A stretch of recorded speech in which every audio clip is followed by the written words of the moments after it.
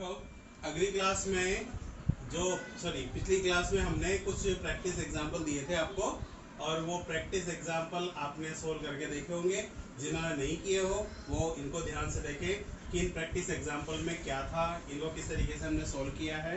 तो इसमें सबसे पहले हम देखें इस एग्जांपल की बात करें। देखो इसके लिए मैं कोई स्ट्रक्चरल फॉर्मूला नहीं लिखने वाला। आपको पता है कि यहाँ पर आपको ये कार्बन को रिप्रेजेंट करते हैं। तो हम अगर ध्यान से देखें तो 1 2 3 4 5 यहाँ पर कार्बन है। अगर मैं इसको ऐसे ना देखकर ऐसे देखूं तो 1 2 3 4 5 6 कार्बन है। तो मैं ये लंबी कार्बन श्रृंखला में कितने कार्बन काउंट करूंगा? 6 कार्बन। वो 1 2 3 4 5 6। अब इसमें देखना है श्रृंखला का नामांकन किस सिरे से करना है। कि हमें नामांकन के लिए हम देखें कि इधर से देखो तीसरे कार्बन पर एक मेथिल समूह है, लेकिन इधर जो है दूसरे कार्बन पर एक ब्रोमो समूह है। तो हमारा श्रृंखला नामांकन का मेन नियम क्या है कि नामांकन उस सिरे से करते हैं जिस सिरे से कोई भी प्रतिस्थापी नजदीक हो या नियरेस्ट पोजीशन पर हो या जिसको न्यूनतम वरीयता प्राप्त हो। तो मैं नामांकन इधर से कर दूं, ये 1 2 3 4 5 और ये 6। ये हमारे पास 6 कार्बन हो गए। अब यहाँ पर हम इसका आईयूपीएसी नाम लिखते हैं। तो आईयूपीएसी नाम लिखने से पहले हम देख लें कि इसमें कौन कौन से प्रतिस्थापी है। देखो ध्यान से, इसमें दूसरे और तीसरे कार्बन पर तो है ब्रोमो प्रतिस्थापी और चौथे कार्बन पर है एक मेथिल प्रतिस्थापी। तो हम यहाँ पर क्या लिखेंगे कि ये 2 3 ब्रोमो कितनी बार आया है? 2 बार। तो 2 बार के लिए हम इसके लिए पूर्व लग्न क्या लिखेंगे? डाई।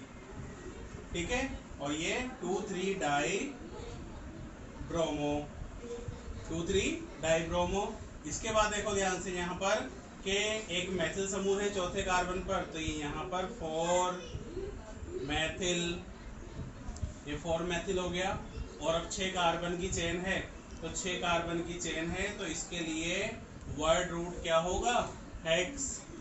और इसमें सभी में एकल बंध है तो हम इसे क्या लिखेंगे? हेक्सेन। तो ये इसका नाम होगा, जो भी आपने किया हो। अगर किसी के गलत आ रहा है तो वो भी इसे एक बार ध्यान से देख लेंगे। इसके बाद देखो हम एग्जाम्पल नंबर 2 की बात करें तो इसमें देखो कि हम इसमें कैसे भी काउंट करें, चाहे यहाँ से लेकर यहाँ तक काउंट करें या यहाँ से लेकर इसको यहाँ तक काउंट करें, इसमें समान कार्बन की चेन, ये हम समान कार्बन की मुख्य श्रृंखला प्राप्त होगी हमें। तो 1 2 3 4 5 6 कार्बन है इसमें। तो इसमें 6 कार्बन की कार्बन श्रृंखला होगी जो कि इसकी मुख्य कार्बन श्रृंखला है। अब बात आती है नामांकन की। हम नामांकन कैसे करें? क्योंकि देखो इधर से भी दूसरे कार्बन पर है मेथिल समूह और इधर से भी दूसरे कार्बन पर आता है मेथिल समूह, लेकिन इधर से तीसरे कार्बन पर है एक मेथिल समूह और इधर से तीसरे कार्बन पर है क्लोरो समूह। तो मेथिल में M और क्लोरो में C। तो पहले कौन आएगा? M और C। अंग्रेजी वर्ण वाला क्रम में पहले कौन आएगा? C। इसलिए हम नामांकन इस सिरे से करेंगे। ये 1 2 3 4 5 और ये 6। इसमें फिर वही प्रतिस्थापी कौन कौन हो गए कि दूसरे चौथे और पांचवें कार्बन पर तो है मेथिल प्रतिस्थापी और तीसरे कार्बन पर है क्लोरो प्रतिस्थापी। तो क्लोरो में C आता है ना, C से प्रारंभ होता है, इसलिए अंग्रेजी वर्णमाला क्रम में पहले ही आएगा और हम पहले इस प्रतिस्थापी का नाम लिखेंगे। तो ये हो जाएगा 3 क्लोरो। फिर उसके बाद देखो दूसरे चौथे और पांचवें कार्बन पर एक एक मेथिल समूह है, तो टोटल कितने? 3 मेथिल समूह हो गए। तो यहाँ पर ये 2 4 और ये 5 3 बार आया है, इसलिए जो है प्रेफिक्स पूर्व लग्न क्या लगाएंगे हम? ट्राई। ये 3 क्लोरो 2 4 5 ट्राई और ये ट्राई मेथिल और 6 कार्बन की चेन है, तो यहाँ पर ये इसको हम क्या लिखेंगे? हेक्सेन। तो इस तरीके से 3 क्लोरो 2 4 5 ट्राई मेथिल हेक्सेन, ये इसका नाम होगा। फिर देखो हमारे पास तीसरा एग्जाम्पल था, ये तीसरा एग्जाम्पल ये था। अब इसको देखो, हम इसको इस श्रृंखला को हम किधर से भी काउंट कर सकते हैं। जैसे हम पहले सबसे पहले मुख्य कार्बन श्रृंखला का चयन करें, 1 2 3 4 5 6 7, ऐसे भी 7 ही कार्बन है इसमें। 1 2 3 4 5 6 7।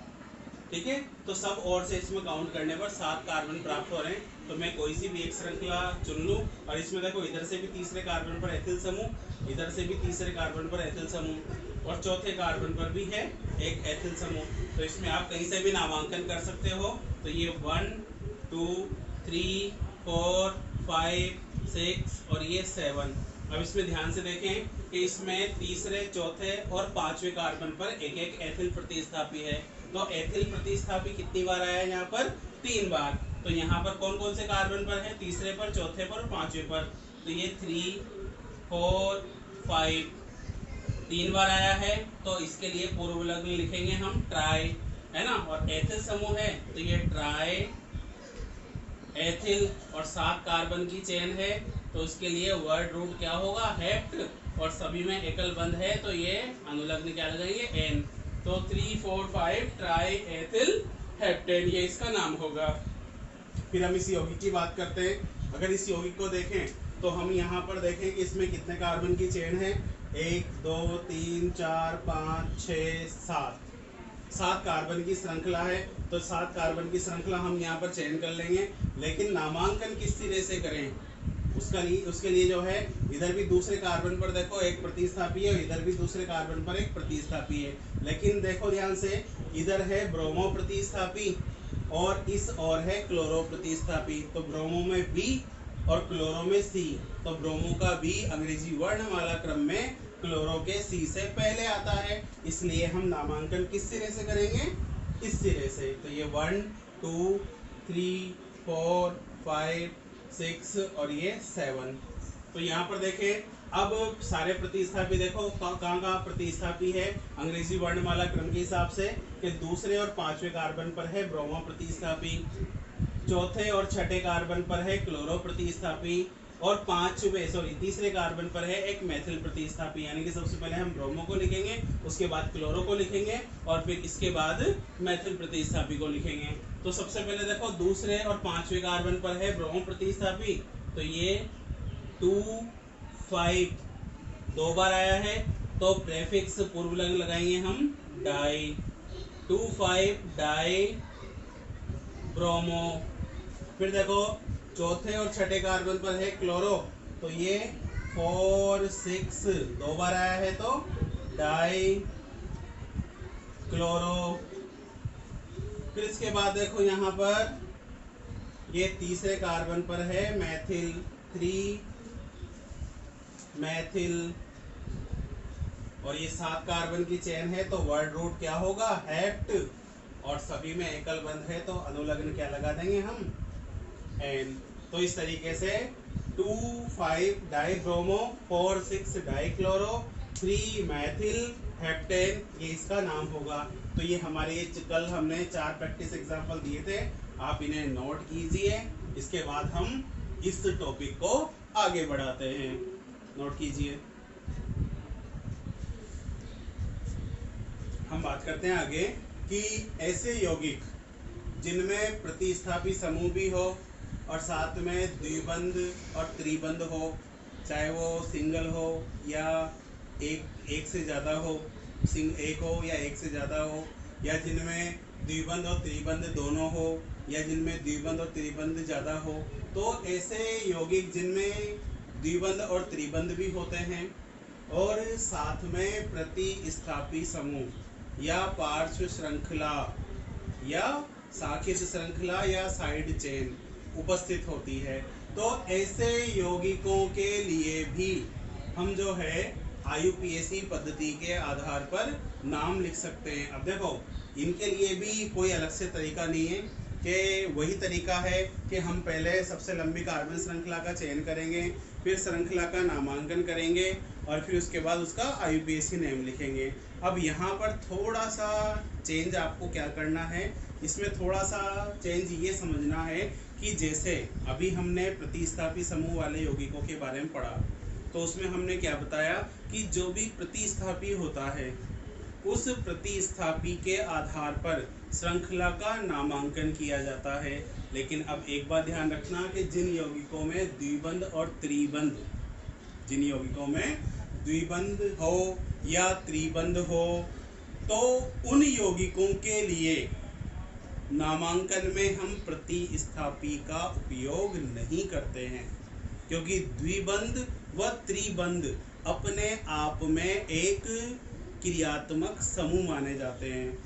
जैसे एक सजातीय श्रेणी है एल्कीन, तो द्विबंध के कारण वो एल्कीन श्रेणी है जो अपने आप में एक क्रियात्मक समूह के समान कार्य करती है। और त्रिबंध में जो है एल्काइन, वो भी अपने आप में एक क्रियात्मक समूह के समान कार्य करती है। तो हमारा श्रृंखला चयन और नामांकन का पहला नियम इसका क्या कहता है कि हम ऐसी कार्बन श्रृंखला या ऐसी मुख्य कार्बन श्रृंखला का चयन करेंगे जिसमें द्विबंध व त्रिबंध उपस्थित होना चाहिए। अगर ऐसे यौगिक हैं, मतलब हम द्विबंध या त्रिबंध को बाहर नहीं छोड़ सकते, साइड चेन के रूप में उसे बाहर नहीं छोड़ सकते, उसे हमें श्रृंखला में शामिल करना ही होगा। फिर दूसरी बात कि जब हम श्रृंखला का नामांकन करेंगे, तो जैसे हम देख रहे थे कि प्रतिस्थापी किस ओर से नज़दीक है, तो उसके हिसाब से नामांकन कर रहे थे। अब हमें इन यौगिकों में द्विबंध और त्रिबंध के आधार पर श्रृंखला का नामांकन करना होगा। इसके लिए मैं एक एग्जांपल लिख देता हूँ यहाँ पर। ये देखो हमारे पास एक एग्जांपल है CH3CH डबल बॉन्ड CH3 और यहाँ पर CH3। अब एक तो ये एग्जांपल हो गया, इसको मैं थोड़ा सा चेंज कर देता हूँ। ये CH3 और ये CH3। अब थोड़ा सा ध्यान से देखना कि हमारी इसमें पहली प्राथमिकता ये है कि इस संपूर्ण कार्बन श्रृंखला में हमारे पास एक द्विबंध आया है। तो हमारा पहला उद्देश्य ये है कि हम इस द्विबंध को श्रृंखला में शामिल करेंगे और मुख्य कार्बन श्रृंखला का चयन करेंगे। तो मैंने इसके लिए यहाँ पर ये लंबी कार्बन श्रृंखला का चयन कर लिया है। ठीक है। अब श्रृंखला चयन के बाद जो है हम इसमें देखेंगे श्रृंखला का नामांकन। अब देखो, जैसे अभी हम इसके पहले वाले जो यौगिकों के बारे में पढ़ रहे थे, उसमें क्या था कि प्रतिस्थापी जिस ओर से नजदीक हो, जैसे इधर से तो दूसरे कार्बन पर है और इधर से जो है ये चौथे कार्बन पर है, तो श्रृंखला का नामांकन हम किस सिरे से कर रहे थे कि जिधर से प्रतिस्थापी नजदीक हो। लेकिन द्विबंध और प्रतिस्थापी अगर साथ साथ हैं या त्रिबंध और प्रतिस्थापी साथ साथ है, तो श्रृंखला का नामांकन द्विबंध व त्रिबंध के आधार पर किया जाता है। अर्थात नामांकन हम इस सिरे से न करके इस सिरे से करेंगे। क्यों? क्योंकि यहाँ पर प्रतिस्थापी दूसरे कार्बन पर है, इससे हमें कोई फर्क नहीं पड़ता। लेकिन इधर से द्विबंध कौन से कार्बन पर है? दूसरे कार्बन पर। और इधर से द्विबंध 1, 2 और तीसरे कार्बन पर है। तो द्विबंध किस ओर से नजदीक है? इस ओर से। तो नामांकन हम किस ओर से करेंगे? इस ओर से।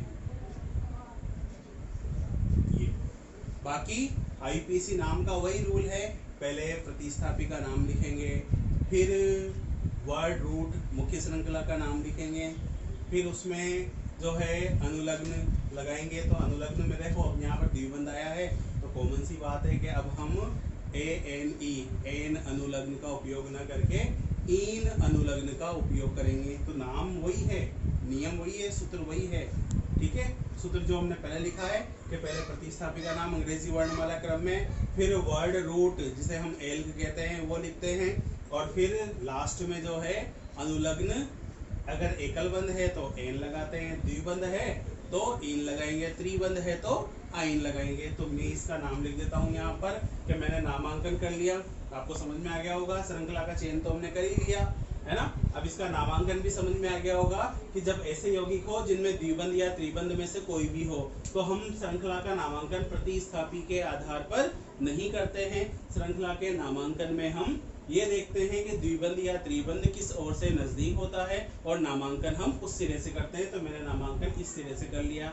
अब हम इसका आईपीसी नाम लिखते हैं। तो आईपीसी नाम में अपन ने क्या कहा है कि सबसे पहले प्रतिस्थापी का नाम लिखेंगे अंग्रेजी वर्णमाला क्रम में। अब देखो यहाँ पर केवल एक ही प्रतिस्थापी है और वो भी मैथिल है, तो इसको हम लिखते हैं 4 मैथिल।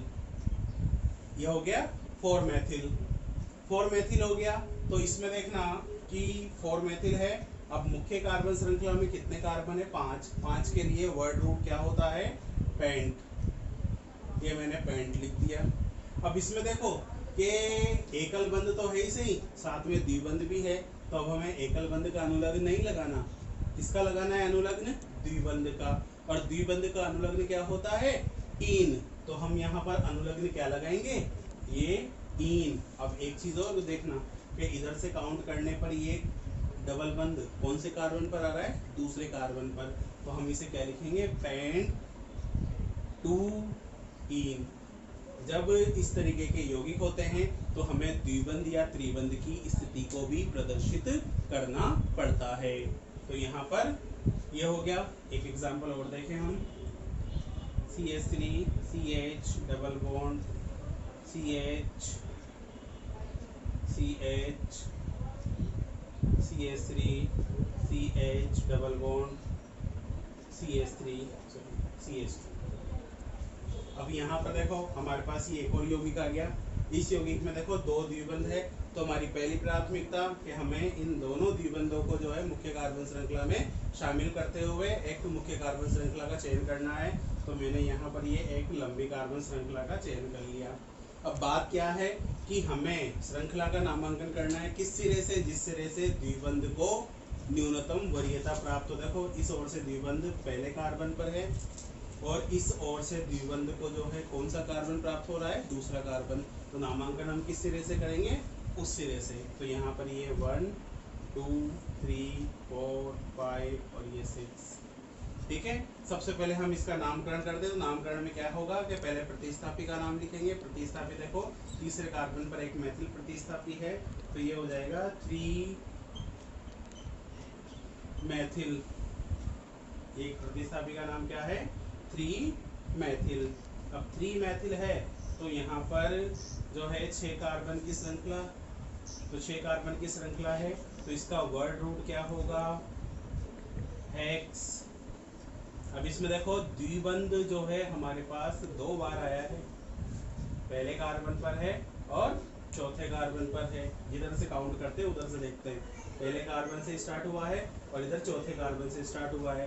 तो एक बात ध्यान रखना, जैसा कि हमने पहले बताया है कि अगर द्विबंध त्रिबंध संख्या में 2 3 4 बार आए तो अनुलग्न इन आइन से पहले डाई ट्राई टेट्रा पूर्व लग्नों का उपयोग भी करते हैं। तो यहाँ पर सबसे पहले इनकी स्थिति बता दो कि एक तो पहले कार्बन पर है और एक चौथे कार्बन पर है, फिर 2 बार आया है तो ये 2 के लिए पूर्व लग्न क्या लिखेंगे? डाई, और अंत में इसका अनुलग्न इन।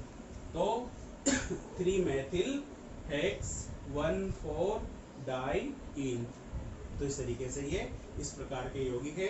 बस आपको पहला जो उद्देश्य है कि जब भी हम श्रृंखला का चयन करें तो द्विबंध त्रिबंध जो भी उपस्थित हो उनको शामिल करना है। और नामांकन के बस सिर्फ नामांकन में रूल चेंज हुआ है कि हम नामांकन उस सिरे से करेंगे जिस सिरे से द्विबंध या त्रिबंध दोनों में से किसी को भी न्यूनतम वरीयता प्राप्त हो। आप पहले इन एग्जाम्पल को नोट कीजिए, कुछ एग्जाम्पल हम देखते हैं इसके बाद। कुछ और एग्जाम्पल के बारे में हम बात करते हैं कि हमारे पास ये 2 एग्जाम्पल लिखे हैं मैंने। अब इन एग्जाम्पल को हम कैसे सॉल्व करें? सबसे पहले हम देखेंगे लंबी कार्बन श्रृंखला में कितने कार्बन होंगे। 1 2 3 4 5 6 7 कार्बन की श्रृंखला है यहाँ पर। अब देखो 7 कार्बन की श्रृंखला ये यहाँ से यहाँ तक भी होगी, लेकिन अगर मैं कार्बन श्रृंखला ऐसे चयन करता हूँ तो इसमें केवल एक ही द्विबंध आता है, लेकिन हमारे पास श्रृंखला में 2 द्विबंध है तो मैं दोनों को शामिल करना जरूरी है। और अगर मैं इसको ऐसे लेता हूँ तो इधर से प्रतिस्थापियों की संख्या भी कम हो जाएगी। तो इसलिए हम क्या करते हैं, एक सीधी कार्बन श्रृंखला का चयन कर लेते हैं। ये मैंने एक सीधी कार्बन श्रृंखला का चयन किया। अब इसमें देखो प्रतिस्थापियों की संख्या भी ज़्यादा है ना, द्विबंध भी दोनों आगे है ना। अब हम क्या करते हैं, श्रृंखला का नामांकन करते हैं। इधर से देखो कि इधर से तीसरे कार्बन पर द्विबंध आ रहा है और इधर से दूसरे कार्बन पर द्विबंध है। इसका मतलब है कि द्विबंध किस ओर से नजदीक है? इस सिरे से। तो हम नामांकन किस सिरे से करेंगे? इस सिरे से। तो यहाँ पर ये 1 2 3 4 5 6 7। और जब हम इसका नाम लिखेंगे तो नाम में क्या लिखेंगे कि पहले प्रतिस्थापी का नाम अंग्रेजी वर्णमाला क्रम में। अब देखो यहाँ पर प्रतिस्थापी कौन कौन से, मैथिल प्रतिस्थापी है, एथिल है ना, ब्रोमो है, तो ब्रोमो बी आता है, मैथिल में एम आता है और एथिल में ई आता है। तो अंग्रेजी वर्णमाला क्रम में पहले कौन आएगा, बी, फिर ई और फिर एम। तो सबसे पहले हम ब्रोमो के बारे में बात करेंगे। कौन से कार्बन पर है ये, 5वें कार्बन पर है, जिसका नाम क्या हो जाएगा, 5 ब्रोमो। 5 ब्रोमो के बाद देखो, ब्रोमो के बाद एथिल कौन से कार्बन पर है, तीसरे पर, तो ये 3 एथिल, ये 3 एथिल। फिर उसके बाद देखो दूसरे कार्बन पर क्या है, मैथिल, तो ये दूसरे कार्बन पर मैथिल है, इनको हटा दो, है ना। फिर उसके बाद मुख्य कार्बन श्रृंखला में कितने कार्बन है, 7, तो 7 कार्बन की श्रृंखला के लिए वर्ड रूट क्या लिखेंगे, हेप्ट। अब एक चीज देखो कि द्विबंध है, तो द्विबंध के लिए हम यहाँ पे अनुलग्न इन लगाएंगे और इधर से काउंट करने पर देखो द्विबंध एक तो दूसरे कार्बन पर है और एक चौथे नंबर के कार्बन पर है। तो द्विबंध की स्थिति को शो कर दो, हेप्ट 2 4, और जब दो संख्याएं आती है तो उनके बीच में कोमा, तो हेप्ट, ये हेप्ट डैश 2 4 2 बार आया है, तो ये डाई और अनुलग्न क्या हो जाएगा इसका, ये इन। तो इस तरीके से इसका नाम होगा। ऐसे कैसे हम इसको देखें, अब इसमें देखो त्रिबंध आगे, तो त्रिबंध में दोनों में से किधर से नजदीक है। अब प्रतिस्थापी से हमें कोई मतलब नहीं है, द्विबंध और त्रिबंध है और प्रतिस्थापी भी है, तो नामांकन हम किस सिरे से करते हैं, द्विबंध या त्रिबंध जिधर से नजदीक होता है। तो इधर से देखो त्रिबंध जो है पहले कार्बन पर है, तो हम इधर से करते नामांकन 1 2 3 4 5 और ये 6। तो यहाँ पर देखो प्रतिस्थापी तीसरे कार्बन पर, एक तो ब्रोमो प्रतिस्थापी और एक मैथिल प्रतिस्थापी है, दोनों में से पहले कौन आएगा, ब्रोमो, उसके बाद मैथिल। तो सबसे पहले प्रतिस्थापी का नाम लिखते हैं हम 3 ब्रोमो, उसके बाद तीसरे कार्बन पर है मैथिल, तो ये 3 मैथिल। फिर उसके बाद 6 कार्बन की चेन है, तो इसका वर्ड रूट क्या हो जाएगा, हेक्स।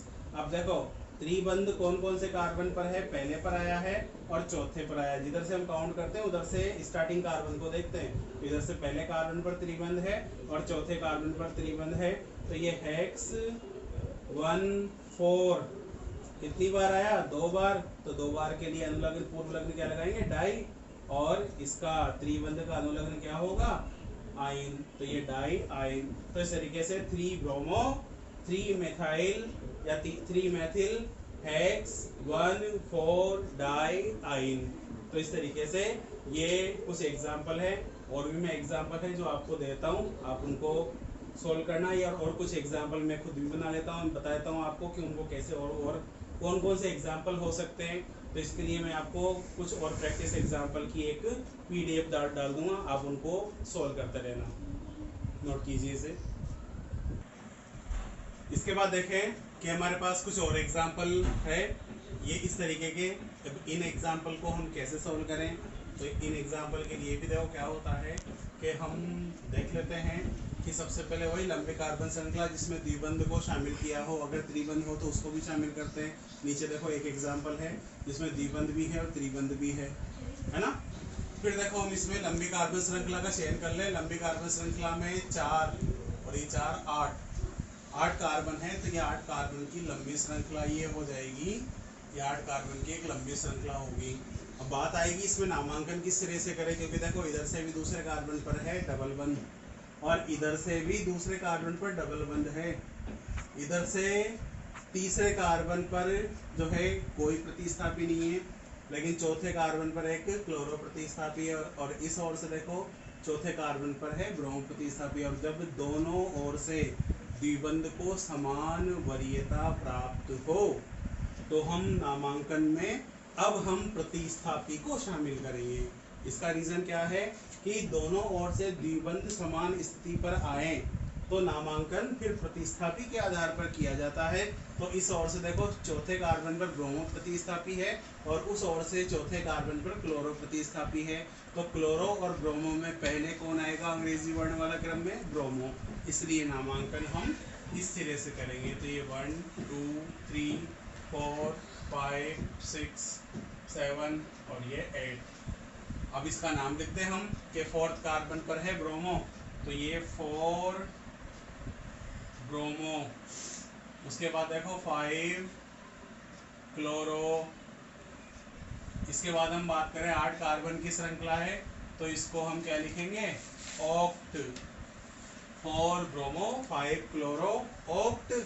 अब इसमें देखो दूसरे और छठे कार्बन पर, इधर से काउंट करने पर दूसरे पर द्विबंध आता है और छठे पर आ रहा है, तो ऑक्ट 2 6 दो बार आए हैं, इसलिए पूर्व लग्न क्या लगाएंगे, डाई, और द्विबंध है तो यहाँ पर अनुलग्न क्या बन जाएगा, इन।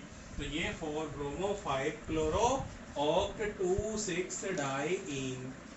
अगला एग्जांपल देखते हैं। अब इसमें देखो द्विबंध और त्रिबंध दोनों शामिल है, तो एक बात का ध्यान रखना, जैसा कि मैंने पहले भी कहा है कि अगर द्विबंध और त्रिबंध एक से अधिक हो या फिर द्विबंध और त्रिबंध साथ हो, तो दोनों को शामिल करते हुए सबसे पहले लंबी कार्बन श्रृंखला का चयन किया जाता है।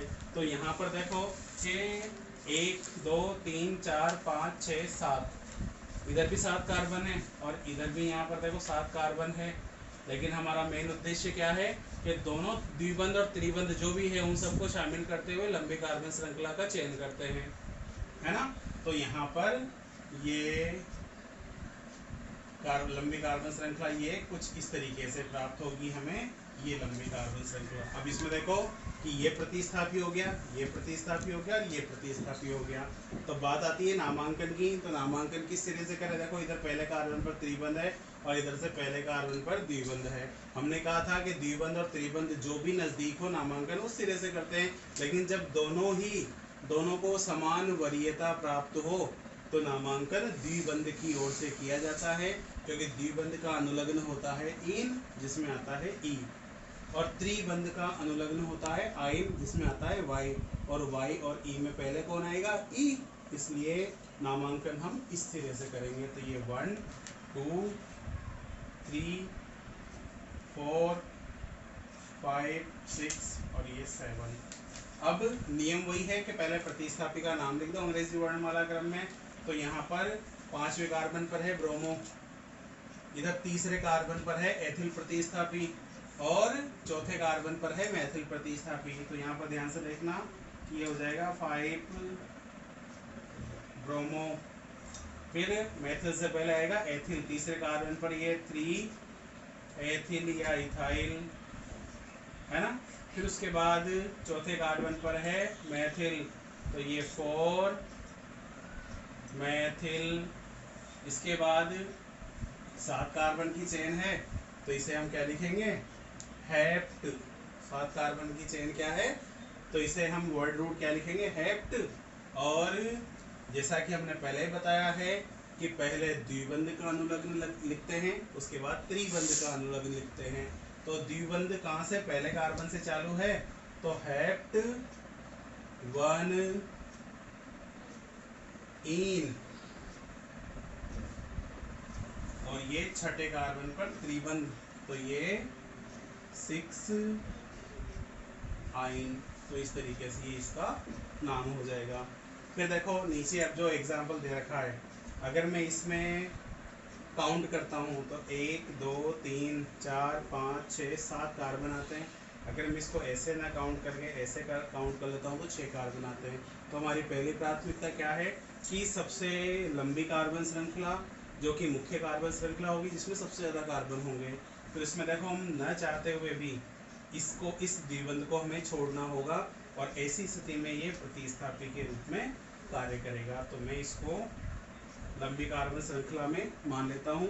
और इसमें देखना कि जो प्रतिस्थापी लिखे थे उसमें हमने एक प्रतिस्थापी CH डबल बॉन्ड CH2 के बारे में बताया था, इसे हम बोलते हैं वाइनिल। इस प्रतिस्थापी का नाम क्या होता है, वाइनिल, है ना।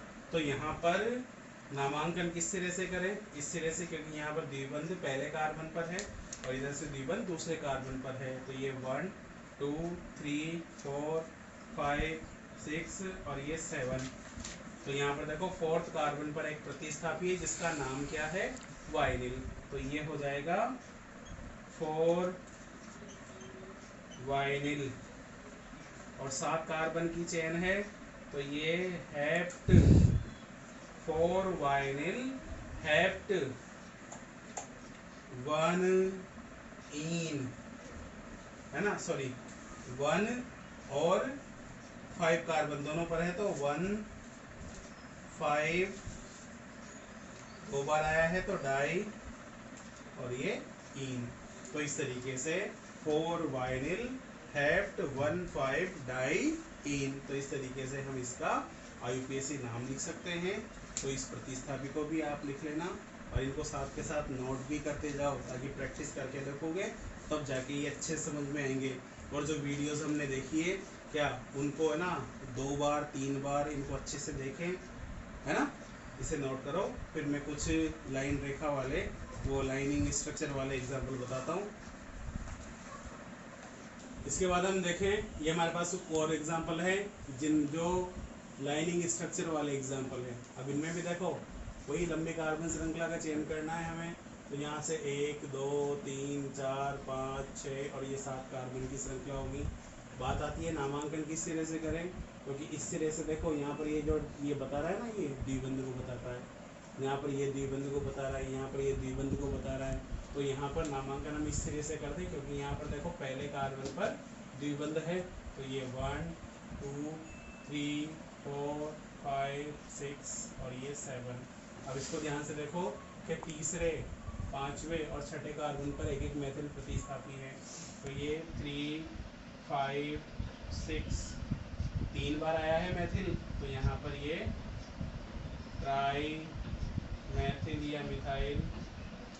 इसके बाद 7 कार्बन की चेन है, तो ये हेप्ट, जिसमें देखो पहले कार्बन पर द्विबंध है, तीसरे पर द्विबंध है, पांचवें पर द्विबंध है।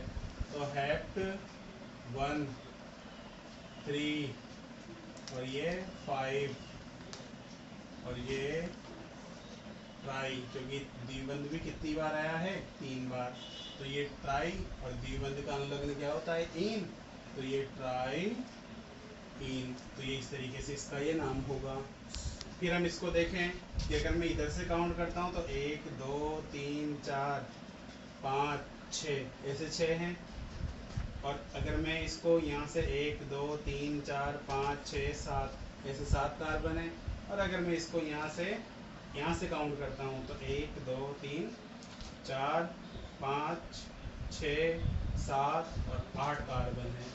तो हमारे पास लंबी श्रृंखला में कितने कार्बन काउंट कर सकते हैं हम, 8 कार्बन को काउंट कर सकते हैं।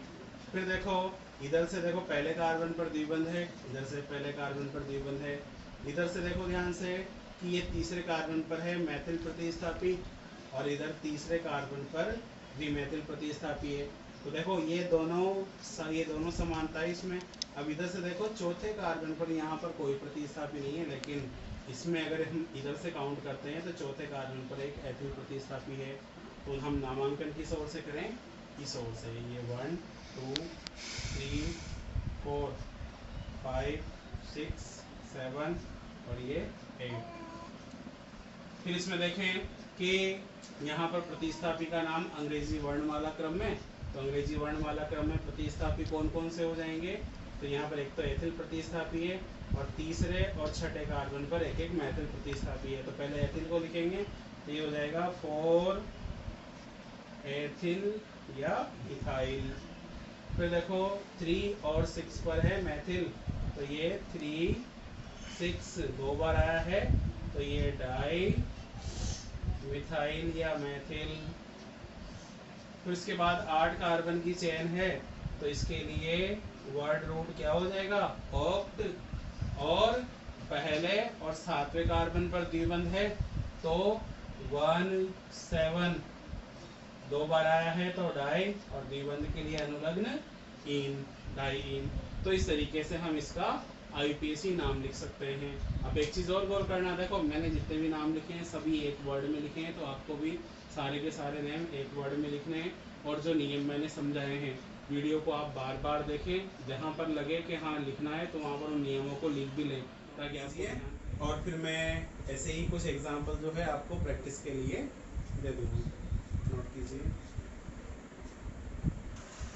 इसके बाद देखना कि जो हमने अभी आज का जो हमारा टॉपिक पढ़ा है हमने, उसी से रिलेटेड मैंने आपको ये कुछ प्रैक्टिस एग्जांपल दिए हैं।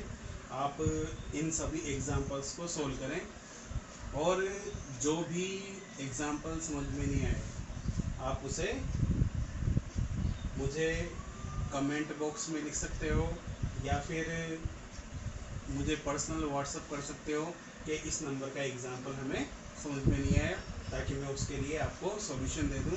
कोशिश ये कीजिएगा इनको ज़्यादा से ज़्यादा आप खुद सोल्व करें, और मेरे पास सिर्फ वह एग्जांपल आए जो आपको वास्तव में ही नहीं आ रहा है। अगर आप कोशिश करोगे तो ये सारे के सारे एग्जांपल आपको समझ में आएंगे। बाकी अगर नहीं आते हैं तो इनको मैं रिपीट करूँगा, जब इनके सॉल्यूशन दूंगा तो आप उनको नोट कीजिएगा भाई कि आपका एग्जांपल सही है या गलत है।